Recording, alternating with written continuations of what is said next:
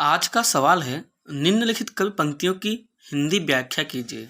जैसा कि आप यहाँ पर देख सकते हैं, पॉइंट 5 करके एक पैराग्राफ दिया गया है जिसकी हमें हिंदी व्याख्या करनी है। चलिए सबसे पहले हम यहाँ पर जल्दी से पॉइंट 5 को पढ़ लेते हैं, इस पैराग्राफ में क्या दिया गया है, और इसके बाद हम इसकी संदर्भ व्याख्या करेंगे। जैसा कि आप इस पैराग्राफ में देख सकते हैं, यहाँ पर दिया गया है, सूरज डूबने लगा और धीरे धीरे ग्लेशियरों में पिघली केसर बहने लगी, बर्फ कमल के लाल फूलों में बदलने लगी, घाटियाँ गहरी नीली हो गईं, अंधेरा होने लगा तो हम उठे और मुंह हाथ धोने और चाय पीने लगे। पर सब चुपचाप थे, गुमसुम, जैसे सबका कुछ छिन गया हो, या शायद सबको कुछ ऐसा मिल गया हो जिसे अंदर ही अंदर सहजेने में सब आत्मलीन हो अपने में डूब गए हों। कुछ इस तरह का ये पैराग्राफ होगा। इसके बाद आपको ठीक इसके नीचे आपको इसी में से आवासा करके 3 सवाल पूछे जाएंगे, जो कुछ इस तरह से होंगे जैसा कि आप स्क्रीन बोर्ड पे अभी देख सकते हैं। यहाँ पर आप नीचे देख सकते हैं प्रश्न करके 1, 2, 3 आपसे सवाल इसी में से पूछे गए हैं। प्रश्न में 1 में कह रहा है उपयुक्त गद्यांश का संदर्भ लिखिए, दूसरे में रेखांकित अंश की व्याख्या कीजिए, और तीसरे में किस समय बर्फ कमल के लाल फूलों में बदलने सी प्रतीत होने लगी। कुछ इस तरह से 1, 2, 3 करके इसमें से 3 सवाल पूछे जाएंगे।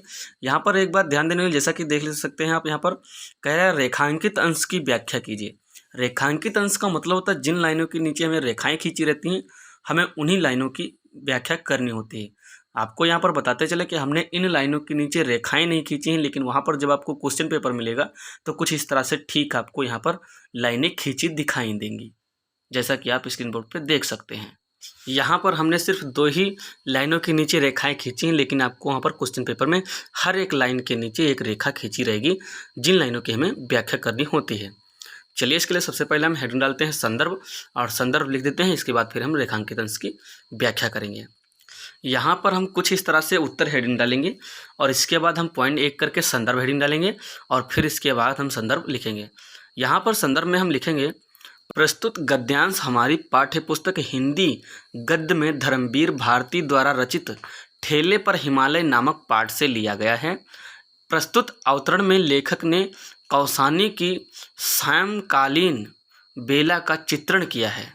यहाँ पर आपको बताते चले, संदर्भ एक ही होता है पाठ और लेखक का नाम, लेकिन उसका लिखने का तरीका अलग अलग हो सकता है। आप जैसे आसानी लगे आप वैसे लिख सकते हैं। यहाँ पर आप देख सकते हैं, हमने संदर्भ लिखने के बाद एक लाइन और जोड़ दी है, जो जैसे बिल्कुल प्रसंग के जैसे यहाँ पर हमने जोड़ दी है, लेकिन ये हमारा गद्यांश है, यहाँ पर प्रसंग नहीं लिखा जाता है, इसलिए हमने प्रसंग हेडिंग नहीं डाली है, लेकिन इसके नीचे हमने एक लाइन लिख दी है। ये लाइन लिखने से होता क्या है कि संदर्भ पढ़ने वाले टीचर को पता चल जाता है कि आपको इसके बारे में जानकारी है और इस व्याख्या में किस जगह का वर्णन किया गया है, जिससे वो आपकी व्याख्या पर ज़्यादा ध्यान नहीं देता है और वहाँ पर आप बच जाते हैं। तो ये लाइन आपको बहुत ज़रूरी लिखनी है, और एक लाइन वहाँ पर ज़रूर लिखना। इसके बाद पॉइंट 2 करके हम यहाँ पर हेडिंग डालेंगे, रेखांकित अंशों की व्याख्या, और इसके बाद यहाँ पर हम लिखेंगे, लेखक कहता है कि जब सूर्य अस्त होने का समय आया तो ग्लेशियरों में पिघलन केसर प्रवाहित होने लगी, बर्फ कमल के लाल फूलों में बदलने सी प्रतीत होने लगी और घाटियाँ नीली दिखाई पड़ने लगीं। अंधेरा हो गया, मैं उठा और हाथ मुंह धोकर चाय पीने लगा। उस समय का वातावरण बिल्कुल शांत था।